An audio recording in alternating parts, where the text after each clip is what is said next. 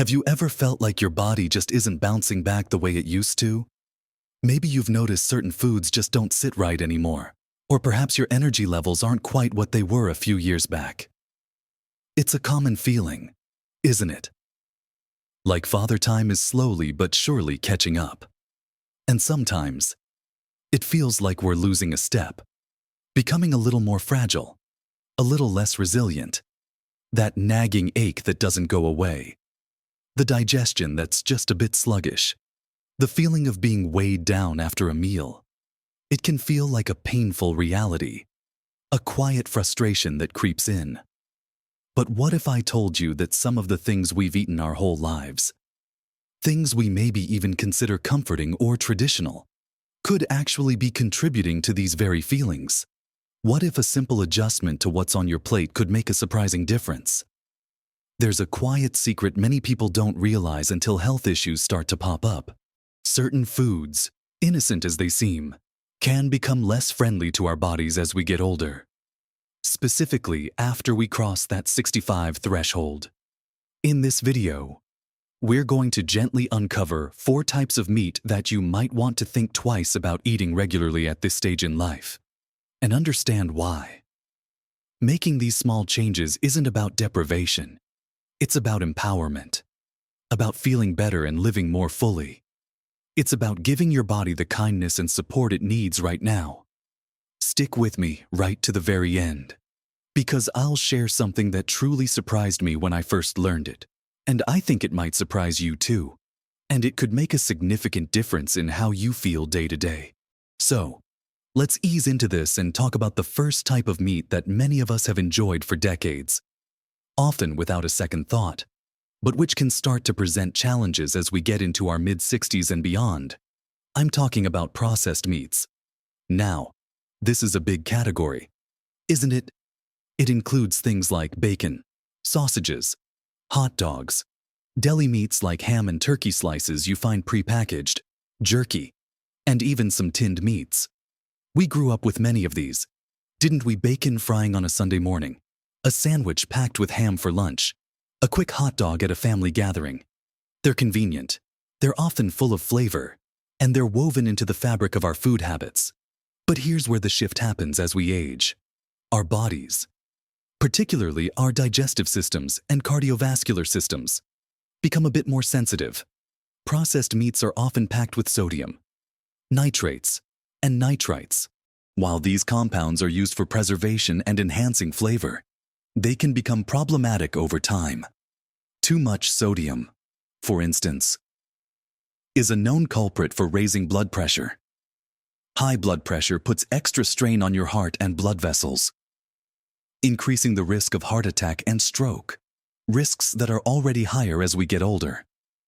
Think about how much salt is in just a few slices of bacon or a couple of sausages. It adds up incredibly quickly, often before you even realize it. And it's not just the obvious saltiness, it's hidden salt too. Then there are the nitrates and nitrites. These compounds can be converted into nitrosamines in the body, which have been linked to an increased risk of certain types of cancer, particularly colorectal cancer. Research has shown a pretty clear connection between regular consumption of processed meats and this risk. As our cells age, they can become more susceptible to damage that leads to cancer, and minimizing exposure to potential carcinogens like nitrosamines just becomes more important. Beyond that, processed meats are often high in saturated fat and cholesterol. While dietary cholesterol's role in blood cholesterol levels is debated, saturated fat still contributes to unhealthy cholesterol profiles for many people, adding to the risk of heart disease. Plus, these fats can be harder to digest, potentially contributing to that feeling of heaviness or digestive discomfort that becomes more common. So, what can we do? It's not about never enjoying a rasher of bacon or a slice of ham again, but it's about frequency and quantity. Instead of having bacon every Sunday, maybe it becomes an occasional treat. For lunches, swap processed deli meats for fresh, roasted chicken or turkey breast you cook yourself, or even plant-based options like hummus and vegetables. Look for lower sodium or no nitrate-nitrite options if you do choose processed meats. but be aware they can still be high in fat and sodium. Think about reducing portion sizes too. Instead of 3 sausages, maybe 1 is enough alongside plenty of vegetables or whole grains. It's about being mindful and making small, consistent choices. These meats are designed to be hyper-palatable, making it easy to eat too much. Becoming aware of why they might be less ideal for your aging body is the first step to making healthier choices. It's not about being restrictive, but about choosing foods that nourish you and don't put unnecessary stress on your system. Making these simple swaps can really lighten the load on your heart and your digestive system. And every little bit helps. Moving on. The second type of meat that deserves a closer look as we get older is red meat, particularly fatty cuts. Now, before anyone gets upset, I'm not saying all red meat is bad for everyone over 65.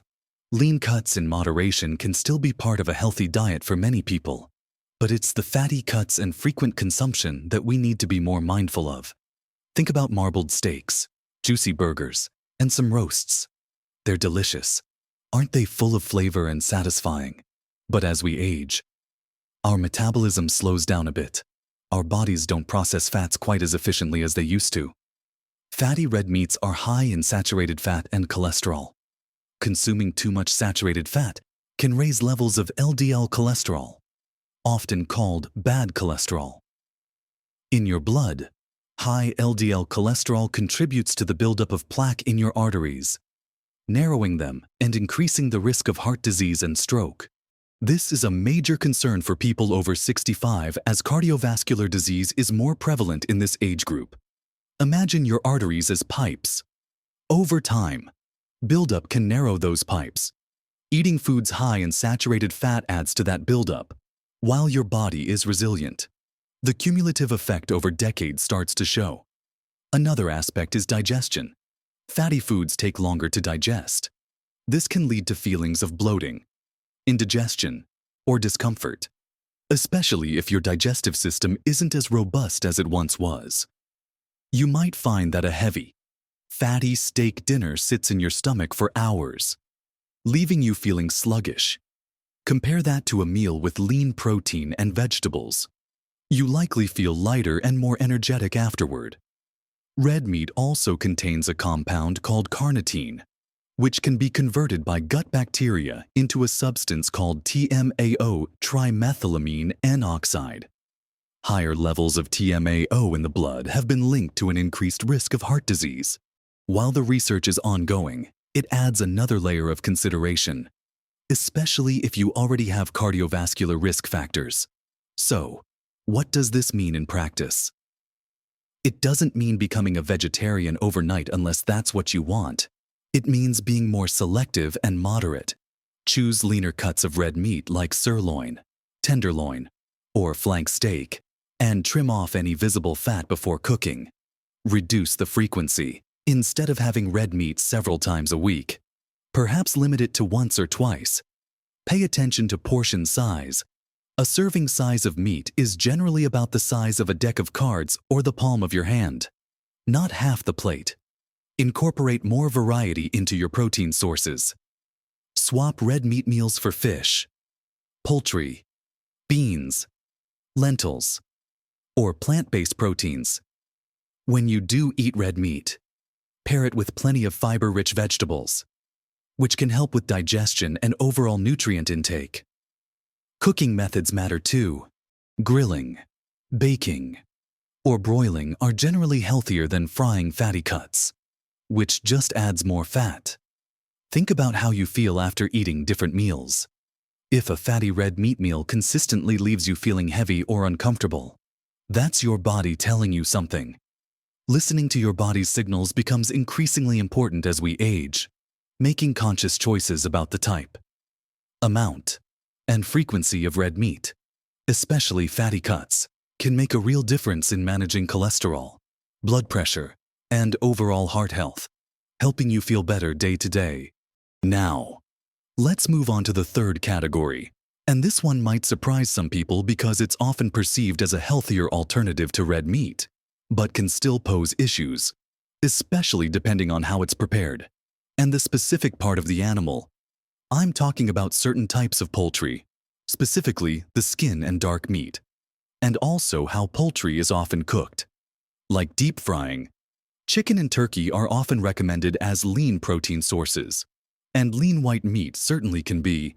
However, the skin is where a significant amount of fat, particularly saturated fat, is concentrated.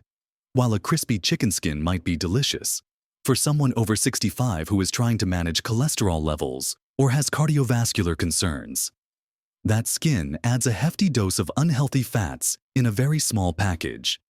Think about it. A small piece of skin can contain as much saturated fat as a much larger portion of the lean meat itself. Our body's ability to handle and process these fats becomes less efficient with age. It adds to the overall burden on our cardiovascular system. Similarly, dark meat, found in the legs and thighs of chicken and turkey, is higher in fat than the white breast meat, while it's still a good source of protein and some nutrients. The increased fat content can be a consideration if you're watching your fat intake closely. Again, it's not about avoiding it entirely, but about being aware and making choices. Choosing leaner white meat more often, or removing the skin before eating or even before cooking, makes a significant difference. Cooking method is another critical factor. Fried chicken, for example, takes poultry, which can be relatively lean, and coats it in batter before plunging it into hot oil. This process dramatically increases the fat and calorie content. The oils used for deep frying are often high in unhealthy fats, and the high temperatures can create trans fats, which are particularly harmful to heart health. Consuming fried foods regularly is linked to increased risk of heart disease, type 2 diabetes, and obesity, conditions that are already more common concerns in the 60-plus age group. The heavy grease from fried foods can also be very hard on the digestive system, leading to indigestion, heartburn, and that unpleasant heavy feeling. Your gallbladder, which helps process fats, might not be as efficient as it once was, making fatty, fried meals even more challenging to handle. So, what are the better ways to enjoy poultry? Opt for baking, grilling, roasting, or stir-frying with minimal healthy oils. These methods preserve the leanness of the meat without adding excessive fat. Choose skinless chicken breast or turkey breast more often. If you prefer dark meat, remove the skin and eat it in moderation. When you cook a whole chicken or turkey, you can remove the skin before serving, or even cook it with the skin on for moisture but remove it before eating. It's small habits like this that accumulate into significant health benefits over time. Swapping out fried chicken or turkey for a baked or grilled version is a simple change that can have a big positive impact on your heart health and digestion. It allows you to enjoy the protein and other benefits of poultry without the detrimental effects of excess unhealthy fats and the stress they put on your body. Finally, let's talk about the fourth type of meat that can become less advisable as we age. And it relates back to processing but focuses specifically on variety meats or organ meats, though it also includes highly processed ground meat mixtures often found in things like cheap burgers or meatloaves. Organ meats like liver, kidneys, and heart are incredibly nutrient-dense.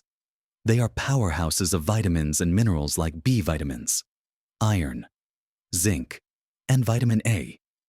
For younger individuals or those with specific nutrient deficiencies, they can be very beneficial. However, for someone over 65, there are a few considerations. First, organ meats, particularly liver, are extremely high in cholesterol. While dietary cholesterol's impact on blood cholesterol is complex, for many people, especially those already managing high cholesterol or heart disease, consuming very high cholesterol foods regularly can still be a factor. A single serving of liver can contain several times the daily recommended intake of cholesterol. As we discussed, high blood cholesterol is a major risk factor for cardiovascular problems, which are primary health concerns for seniors. Second, organ meats are the body's filtering system. This means they can accumulate toxins or heavy metals over time. While regulatory standards aim to keep meat safe, older animals might have accumulated more. For an aging body that might not detoxify as efficiently, this is something to be mindful of, especially with frequent consumption. Furthermore, organ meats can be quite rich and fatty, making them harder to digest for some people. That heavy feeling or indigestion we talked about earlier can be exacerbated by these dense, rich foods. Then there's the issue with some highly processed ground meat products. Often, these contain the fattiest scraps and trimmings, and sometimes fillers, along with high levels of sodium and potentially other additives. Think about some of the cheapest burgers or bulk ground meat sold. They are often significantly higher in fat than leaner options. This brings us back to the problems with saturated fat and difficulty digesting fatty foods. While the occasional burger might be fine, relying on these highly processed, fatty ground meats for meals several times a week compounds the issues of high saturated fat intake and digestive strain. It's tempting because they are often inexpensive and convenient for quick meals. But convenience shouldn't come at the cost of health, especially at this stage in life. So, what are the alternatives for nutrient density? You can get many of the same vitamins and minerals found in organ meats from other sources. Lean meats, fish, eggs, dairy, fruits, vegetables, and whole grains. A balanced diet covers your nutritional needs without relying on very high cholesterol sources. When choosing ground meat, opt for leaner percentages like 90% lean or higher. Read the labels to see what's in pre-made patties or meatloaves. Look for fewer ingredients and lower sodium fat content. Consider incorporating plant-based protein sources into your diet more often. Beans, lentils, tofu, tempeh. They provide fiber and protein without the saturated fat and cholesterol. It's about making smarter choices at the grocery store and when preparing meals. Thinking about where your meat comes from and how it's processed becomes more critical. Opting for fresh, less processed options, focusing on lean cuts, and diversifying your protein sources are key strategies. These small shifts help reduce the burden on your heart, ease digestion, and minimize intake of potentially problematic compounds, allowing you to feel lighter, more energetic, and support your long-term health. So, we've gently explored 4 types of meat that, while perhaps staples for years, can become less supportive of our health as we move beyond 65 processed meats with their load of sodium, nitrates, and unhealthy fats, fatty cuts of red meat contributing to cholesterol and digestive woes, the skin and dark meat of poultry, and especially fried poultry, adding unnecessary saturated fats and digestive stress. And finally, organ meats high in cholesterol, and highly processed fatty ground meats. It might feel a bit daunting at first, thinking about changing habits you've had for decades. But remember, this isn't about giving up everything you enjoy. It's about making informed, compassionate choices for your body. It's about understanding that our bodies change, and what served us well at 30 or 40 might not be the absolute best fuel at 65 or 70. It's about recognizing that the little aches, the low energy, the digestive upsets aren't necessarily inevitable parts of aging, but can sometimes be influenced by the food we eat. The surprising thing I mentioned at the beginning, it's how quickly your body can start to respond when you make these kinds of shifts. Even small reductions in processed meats, choosing leaner cuts, or opting for baked chicken instead of fried can start to ease the burden on your heart and digestive system surprisingly fast. You might find that indigestion lessens. You feel lighter after meals. And over time, these small changes contribute to better cholesterol levels and blood pressure. It's truly empowering to know that you have control over how you feel through the food you choose. These aren't drastic measures, but mindful adjustments. It's about listening to your body and giving it the kindness it deserves. Remember, making these changes isn't about being perfect. It's about progress. Every healthier choice is a win. It's about stacking up those wins over time. Don't feel like you have to overhaul your entire diet overnight. Start small. Maybe this week, you swap your usual deli meat sandwich for one with leftover roasted chicken. Maybe next week. You choose a leaner cut of beef or reduce your portion size. Perhaps you try removing the skin from your chicken more often. These are all achievable steps. Living your best life at any age, especially after 65, is about vitality, energy, and feeling comfortable in your own skin. And nourishing your body with foods that support these goals is a powerful step in that direction. We're all in this together, navigating the journey of aging.